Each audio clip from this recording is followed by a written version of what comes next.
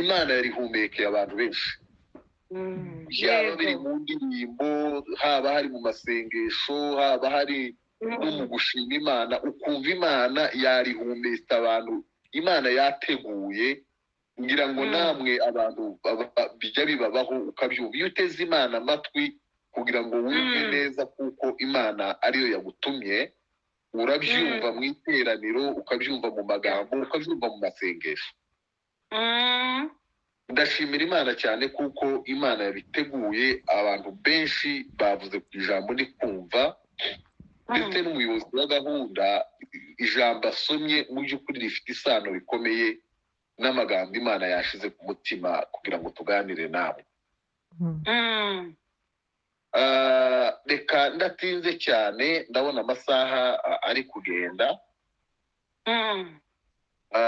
dusome mu gitabo cy'abakorinto ba mbere igice cya kabiri umurongo wa mbere n'umurongo wa kabiri abakorinto ba mbere igice cya kabiri umurongo wa mbere n'umurongo wa kabiri kadusome mu izina rya Yesu nicyo gituma bene data ubwo nazaga iwanyu ntaje ndi umuhanga n'intyoza yo kuvuga cyangwa mfite ubwenge buhebuje mbabwira ibihamya by'Imana kuko nagambiriye kutagira ikindi mbamenyesha keretse Yesu Kristo ari we Yesu Kristo wabambwe amen amen amen iri ni ryo jambo tugiye kuganira turaganira hari igihe ushyiraho ijambo ariko umutwe waryo ukananirana kugira ngo uvuge ngo umutwe w'iri jambo ni uyu ukumva wenda bimwe birakugora ariko icyo nshaka kuvuga muri uyu mwanya ni ukubaka ubuzima bwacu kuri Kristo Yesu yego yego ubuzima bwacu bukaba bwubatse kuri Kristo Yesu ni nk'icyo kuko mwene data wasomye ijambo yavuze ngo nta rundi rufatiro rwashizweho uretse Kristo Yesu yego ni ukuri nta rundi rufatiro kubaka kuri Kristo Yesu ni ijambo ry'uru rurimi ndi gukoresha ntabwo ririmo rimbwira neza ngo ribisobanure si ukubaka gusa ariko ibintu byose bibe bishingiye ibintu byacu bishingire kuri Yesu hari umugabo umwe w'umuvugabutumwa w'umunyakanada wanditse igitabo uvuga ngo gushingira kuri Kristo ni nk'icyo yavuze ngisobanuye mu rurimi yacyanditsemo ni nk'ijambo rivuga ngo gushingira kuri Kristo yaranditse aravuga ngo iyo tudashingira ubuzima bwacu kuri Kristo tuba duciye ku ruhande tuba tuyobye tuba duciye ku ruhande rw'ibintu byose byiza yego yego iyo ibintu byacu bitagusha kuri Kristo ni ukuvuga ngo ibintu byose byiza tuba tubiciye ku ruhande yego tuba duciye ku ruhande umugisha wose twifuza tuba duciye ku ruhande ibyishimo byose twifuza tuba duciye ku ruhande ubuzima bwose twifuza tuba duciye ku ruhande ibintu byose byiza dutekereza utekereze ikintu cyiza wifuza mu buzima bwawe iyo udaciye iyo kitari kuri Yesu Kristo uba uri kure yacyo ntabwo ushobora kukigeraho yego ni ukuri yego icyo nicyo dushaka kwiga muri iyi minsi njyewe nawe turimo turareba ibintu uretse ubuzima gusa butubakiye kuri Yesu, yewe n'amagambo yacu ndetse n'inyigisho zacu ndetse no gusenga kwacu. Hari ibintu bimwe ushobora gutekereza wakurikirana ukumva ntibirimo bishingira kuri Yesu. Abe n'inyigisho n'izi turi kwigisha n'uko ndi kwigisha, kumva rimwe na rimwe abavugabutumwa turimo turavuga ibintu wareba Yesu hagati aho, wareba umwanya wa Yesu urimo, wareba igihagararo n'icyicaro cye muri ibyo, ntukibone neza. Ntukibone neza ukumva ibintu byavuzwe byanafashe n'umwanya munini birimo bivugwa, ariko wareba wategereza ko Yesu aba hagati, byose byubakiye kuri we, akenshi rimwe na rimwe ukabibona. Pawulo yanditse ijambo, muramuzi Pawulo, bamutubwiye kenshi, ntabwo twabanye, ariko ibyo yanditse n'abasomye ibyo yanditse n'abasomye amateka ye, bamutubwira nk'umuntu wari ukomeye mu gihe cyiwe akiri Sawuli. Batubwira urwego yari ariho rw'ubwenge, atubwira n'urwego rw'imirimo yakoraga, batubwira ko yari umuntu muri icyo gihe, umuntu wubashywe kandi umuntu ukomeye pe. Pawulo amaze guhinduka, avuye kuba Sawuli abaye Pawulo, ayo makuru siyo tuvuga, ibintu byiwe byose birahinduka. Ahindura ubuzima bwiwe, abuhindukiriza kuri uyu wamuhamagaye bahuriye Damasiko.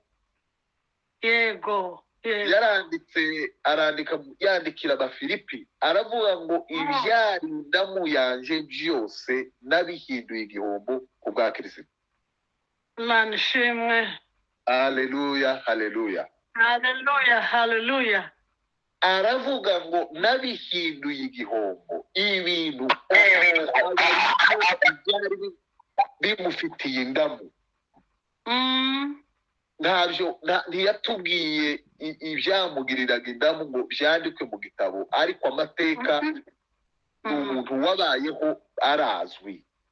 Ariko muri iri jambo abikubira hamwe, aravuga ngo ibyo byose byahindutse igihombo ku bwa Kristo. Kandi yavuze ijambo rikomeye muri munsi, aravuga ngo kugira ngo gukiranuka kwanje,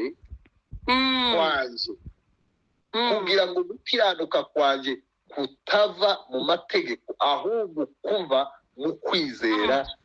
Amen. Ni ukuvuga ngo ibintu byiwe byose byo gukiranuka no kugira bishingire kuri Kristo. Yego. Yaretse ibyo bintu byose kugira ngo arebe uko yakwisuganya, ibintu byiwe abishingire kuri Kristo. Areke gushingira ku bwenge bwe, areke gushingira kuri diplome yari afite, areke gushingira ku bwenegihugu bwe, areke gushingira no ku gihagararo yari afite muri sosiyete. Aravuga ngo ibintu byanjye bishingire ku kwizera Yesu Kristo. Imana ishimwe. Haleluya, haleluya. Amen, amen. Uwo niwe cyitegererezo cy'abantu bahindutse, bagakura ibintu mu byo bari barimo, bagashingira ubuzima bwabo kuri Kristo Yesu. Yego, ni ukuri. Iza nshaka rimwe na rimwe nditangamo urugero, abantu b'abakirisitu hakabaho tuvuga ngo wavuga ikintu singikora kubera ko ijambo ry'Imana ritabyemera. umuntu akakubwira ngo uko uko nyine bavuze uko ni ukuvuga ngo we abatekereza ko hari ibintu bishobora gukora by'igikirisitu tudashingira kuri kirisitu. yego no ibintu byitwe ko ari igikirisitu ariko bidashingira kuri kirisitu. yego Pawulo aranditse iri jambo aravuga ngo bene data, ubwo nazaga iwanyu ntabwo naje ndi umuhanga n'intyoza yo kuvuga. Ibyo bari babimuziho. yego iyo niyo yari kamere ye, ibyo nibyo yari yarize, ibyo yari abifite muri kamere ye, kuba umuhanga akaba n'intyoza yo kuvuga. Ibyo yari abifite, yari afite. Aravuga ngo cyangwa ngo mfite ubwenge buhebuje babwira ibihamya by'Imana. Ni ukuvuga ngo mvuga iby'Imana mbishingiye ku bwenge bwanjye. Aravuga ngo ibyo si cyo cyanzanye hano iwacu. Ariko arandika aravuga ngo nagambiriye kutagira ikindi mbamenyesha. Ikintu cyanzanye i Korinto nta kindi nagambiriye kubamenyesha uretse kubabwira Kristo ari we Kristo w'abantu. Haleluya. amena amena. Uretse kubabwira Kristo ari we Kristo w'abantu. ubuzima bwubakiye kuri Kristo ari we Kristo w'abantu. Kubwiriza ivugabutumwa rishingiye kuri Kristo ari we Kristo w'abantu. yego. Haleluya, haleluya. Haleluya, haleluya, haleluya. Bibiliya iravuga ngo tumufiteho byinshi. Abantu bajya batekereza ko kuvuga Kristo twamuheta. Abandi bagatekereza ko tutabona amagambo yo kuvuga ya Kristo. Bibiliya ari umuntu watwigishije mu ishuri rya Bibiliya. Aratubwira ngo Bibiliya yose ivuga Yesu. yego. Teme principale ya Bibiliya, ijambo ry'ibanze riri muri Bibiliya ni Yesu. Imana yamuvuze mu gitabo cy'Itangiriro. Bwana asifiwe. Amen, amen. Imana yamuvuze bwa mbere, ariko si bwo bwa mbere. Ariko Imana yamubwiye Adamu na Eva n'inzoka. Umunsi yarimo ababwira abahana, arababwira ngo mu rubyaro, abwira inzoka ngo mu rubyaro rw'uyu mugore hazavamo uzagukandagira umutwe. yego yego. Yesu yabayeho nyine. Bibiliya iravuga ngo mbere na mbere ijambo yabayeho. Kandi ijambo yari Imana, ijambo yahoranye n'Imana. Bibiliya, ubutumwa dufite ni ubutumwa bwa Yesu Kristo. Niba uciye ku ruhande, uyu mwanditsi w'igitabo nababwiye w'Umunyakanada, niba uciye ku ruhande rwa Yesu, uba uciye ku bintu byose byiza. yego. Ubukristo bwawe, ubupasiteri bwawe, ubunyamasengesho bwawe, ubuvugabutumwa bwawe, n'izindi mpano zose z'umwuka Imana yaduhaye gukoresha, nimba zidaciye kuri Yesu, uba uciye kure y'ibyiza byose wakagombye kuba. Amen, amen. Amen. Pawulo aranditse aravuga ngo tumufiteho byinshi byo kuvuga. yego. Pasiteri Absalomu yigeze kutwigisha hano muri Nibature, agira iminsi 2 ari kutubwira Yesu. Tugomba kuvuga Yesu aho turi, tugomba kuvuga Yesu aho duteraniye, tugomba kuvuga Yesu mu masengesho, tugomba kuvuga Yesu mu ngo zacu, tugomba kuvuga Yesu mu kazi kacu, tugomba ibintu byacu bigomba gushingira kuri Yesu. Ukuri. Pawulo yaranditse yandikira Abakorinto 15, Abakorinto ba mbere 15 n'umurongo wa 3 kugeza ku wa 4. Arandika aravuga ngo muzi yuko nabanje kubaho ibyo nanje nahawe kumenya, yuko Kristo Yesu yapfiriye ibyaha byacu kuko ibyanditswe Amen. agahabwa akazuka ku munsi wa gatatu kuko nanone ibyanditswe. Hallelujah. Hallelujah. Icyo tugomba kuvuga kuri Yesu. Pawulo yashatse kubivuga. Ashaka kuvuga ibyo tugomba kuvuga kuri Yesu. Aravuga ngo tuvuge urupfu rwa Yesu. Tuvuge guhambwa kwa Yesu. Tuvuge no kuzuka kwa Yesu. Hallelujah. Hallelujah. Ibi. Nije umuririmbyi yaririmbye aravuga ngo kumuhanga amaso iteka binkiza intege nke. Yego. Ngashira ubwoba, ngashira ubute, nyuma ngatabaruka. Manishimwe. Umuririmbyi yararirimbye aravuga ngo iryo zina ndarikunda ngo ni iry'umucunguzi wanjye. Ndetse aravuga ngo nzajya mu ijuru ku bwaryo. Manishimwe, manihimbaze. Hallelujah. Hallelujah. Kuvuga Yesu, kubakira kuri Yesu ibintu byawe. Niki ijambo ry'Imana ridusaba. Intambara zirahari zizakomeza. Kurwara kurahari bizakomeza. Abanyamasengesho bahari, abakize indwara bahari, ariko indwara zizakomeza kandi zizakomeza kwica abantu. Abanyamasengesho n'abafite impano zo gukiza abarwayi, Yesu yakijije abarwayi bamwe arabasiga.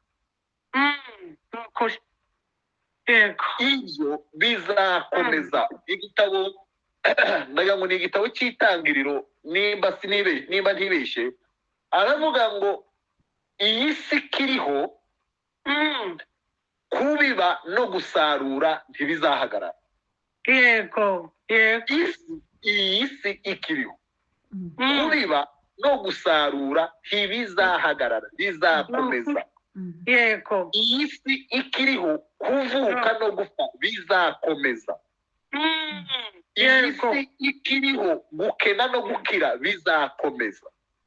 Iyi si ikiriho kwiga no gutiga bizakomeza. Kunguka no guhomba bizakomeza. Yego. Ariko hari ikintu twahawe gikomeye kuruta ibindi byose, ni Yesu Kristo. Manihimbaze.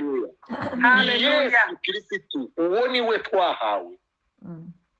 Iryo zina Bibiliya iravuga ngo nta rindi zina twaronkeramo agakiza. Ibyo dushaka gukora byose, haleluya, amen, ibyo dushaka gukora byose tutabishingiye kuri Yesu ni uguca kure y'ibyo twifuza. Nasomye igitabo, umuvugabutumwa umwe arandika aravuga ngo hari abakirisitu bajya batwara ubuzima bwabo bagakora priorite zabo, ni ukuvuga ngo bagapanga ibintu bikurikiranye n'ibyihutirwa, ngo bagashyira ubukirisitu ngo kuri borudire. Ubukirisitu ntibube mu nzira ugiye gucamo, ubukirisitu ukabushyira kuri borudire. Borudire ni ku mpande z'umuhanda. Yego ukaba ubufite nabwo ntabwo wabushize kure, ariko ubukirisitu buri kuri borudire, buri ku mwisho w'ibyo uri gukora. Yego no. Ariko Bibiliya iravuga ngo jewe nagambiriye, nta kindi nagambiriye nza iwanyu uretse kubabwira Kristo ariwe Kristo w'abantu. Imana ishimwe. Reka mbabwire, wenda ejo tuzakomeza tuvuga inyungu zo kugira Yesu mu buzima bwacu, zo kubakira ubuzima bwacu kuri Yesu. Ariko hari abantu, iyo usomye mu gitabo cy'Abakolosayi igice cya 1:17, aravuga ngo uwo Yesu ngo yabanjirije byose, ngo kandi byose ngo bibeshwaho nawe. Yego.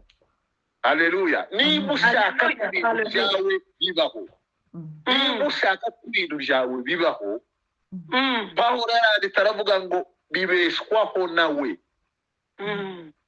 Bibeshwaho nawe. Yabanjirije byose kandi byose bibeshwaho nawe.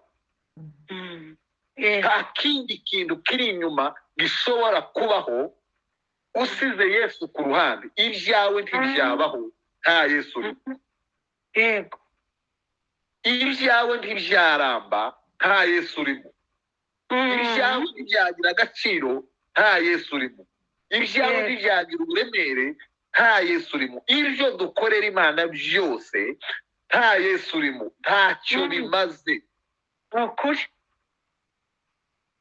Yesu nabe kuri santere y'ibyo dukora. Yesu nabe hagati y'ibyo dukora. Pawulo aranditse niko tuvuze, aravuze ngo Yesu uwo tuvuga ngo yabanjirije byose, ngo kandi byose ngo bibeshwaho nawe. Nimba byose bibeshwaho nawe, ni ukuvuga ngo tugomba kubyubakira kuri we kugira ngo bibeho. Yego. Si uko gusa Pawulo yavuze Yesu, ntekereza ko ari mu ntumwa zavuze Yesu mu rwego rwo hejuru cyane. Yandikiye Timoteyo, aramwandikira igice cya kabiri n'umurongo wa 8, Timoteyo wa 2, aravuga ngo ujye wibuka Yesu Kristo wakomotse mu rubyaro rwa Dawidi. Yego. Ujye wibuka Yesu tugomba, Yesu nuwo kwibukwa. Yesu ntiyibagirane mu byo dukora byose, no mu marira yacu, no mu mibabaro dufite, no mu ntambara dufite, no muri stress dufite. Pawulo arandika abwira uyu mwana yabyaje ubutumwa, aramubwira ngo ujye wibuka Kristo wakomotse mu rubyaro rwa Dawidi, uko ubutumwa bwiza twahawe buvuga. Kwibuka Yesu ni iby'agaciro gakomeye. Ibintu byacu kubyubakira kuri Yesu. Imana ishimwe. Ntangara iyo nsomye muri ririya jambo ryanditse mu gitabo cy'Abakorinto ba 2, igice cya 11 n'umurongo wa 24 n'umurongo wa 25. Ririya jambo tujye dusoma iyo twegeye ifunguro ryera. Rijya rintangaza cyane. Ririya jambo hari igitu amateraniro y'ifunguro ryera azaba amateraniro magufi, n'abayayoboye bakayaca ku mayange wa mugani, bakavuga ngo ibintu bigufi cyane kubera ko ari iteraniro rya kabiri rije nyuma y'inyigisho.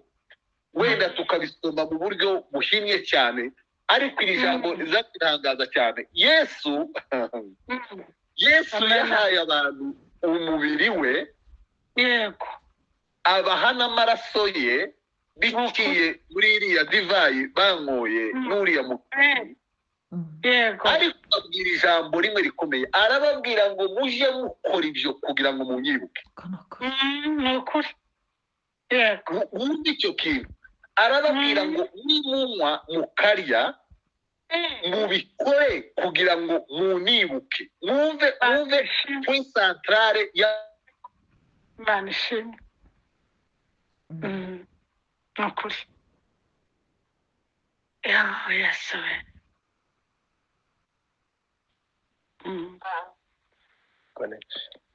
Akautwa mukate akamega, twaeni mure uni mwili wangu. Haleluya. Amena. Bibiliya iravuga ngo mujye mukora ibyo kugira ngo munibuke. Amena. Tunywa neza kugira ngo twibuke Yesu. Yego. Turye umubiri we kugira ngo twibuke Yesu. Wari uzi ko no kurya habamo kwibuka Yesu? Imana ishimwe. Wari uzi no kunywa ko harimo kwibuka Yesu? Yego. Pawulo arandika, reka turangiriza aha. Pawulo arandika ngo nagambiriye kutagira ikindi mbabwira uretse kubabwira Yesu Kristo w'abambwe. Imana ishimwe. Uretse kubabwira Kristo. Ayo niyo makuru dufite, ayo niyo makuru tubwira abantu. Imana himbazwe. Umuririmbyi yararinda aravuga ngo kumuhanga amaso iteka binkiza intege nke, ngashira ubwoba, ngashira ubute, ngatabaruka. Imana ihimbazwe. Twumve ahantu dushingira imbaraga zacu. Ejo Imana nidufasha tuzareba ibintu kabingahe bituma dushingira kuri Yesu n'inyungu zabyo aho tuzikura. Kuko kuvuga Yesu niyo misiyo dufite, ni ukuvuga Yesu. Abigishwa ba mbere, intumwa za mbere, iyo usomye mu gitabo cy'ibyakozwe n'igice cya 5 n'umurongo wa 42, ariko usomye igice cya 5 mu buryo intumwa zakubiswe, abantu bakabafata bakabakubita kubera ko bavuze, noneho ngo bongere kubaganura imbere y'umwami, barababwira bati ntimwongere kuvuga ibyo, ko muravuga iryo zina rigatera imidugararo muri Yerusalemu. Murimo muratera impagarara muri Yerusalemu.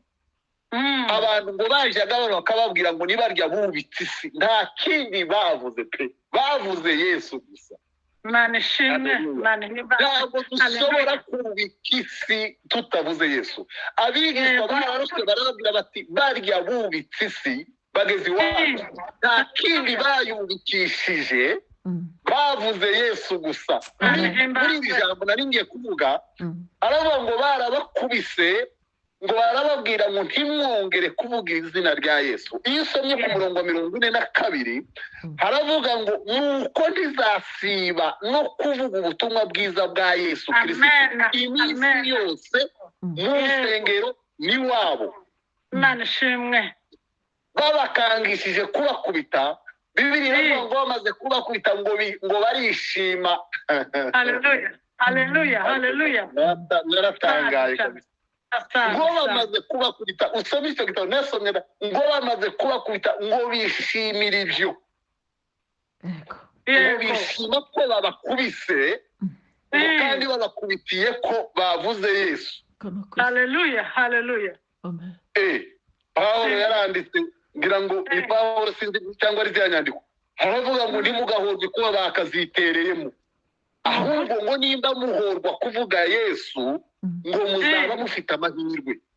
Muzaba muhiriwe nimba babahora kuvuga Yesu, muzaba muhiriwe.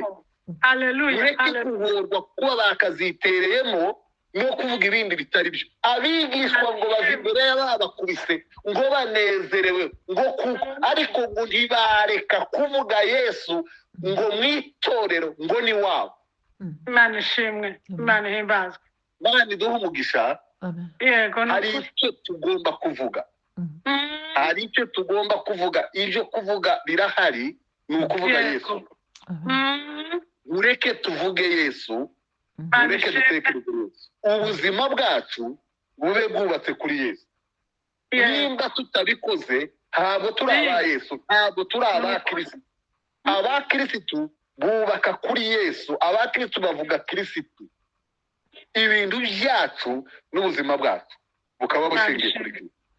Imana idufashe, Imana iduhe umugisha. Nubwo duhura n'intambara, tuzabivuga ejo, inyungu zo kuvuga Yesu n'inyungu zo gushingira ubuzima bwacu kuri Yesu. Niba byose tuzengereramo, niba byose bituremerereye, niba byose bitubabaje, niba byose bituraje ijoro, niba byose, no kuvuga Yesu ni umuti wabyo. Kuko Yesu ni umuti wabyo. Ijambo ry'Imana ridufashe, ariko umugambi wacu ube nk'umugambi wa Pawulo. Nta kindi tuvuge Kristo, ariwe Kristo wabambwe. Amen. Mana data nyiri imbaraga Yesu.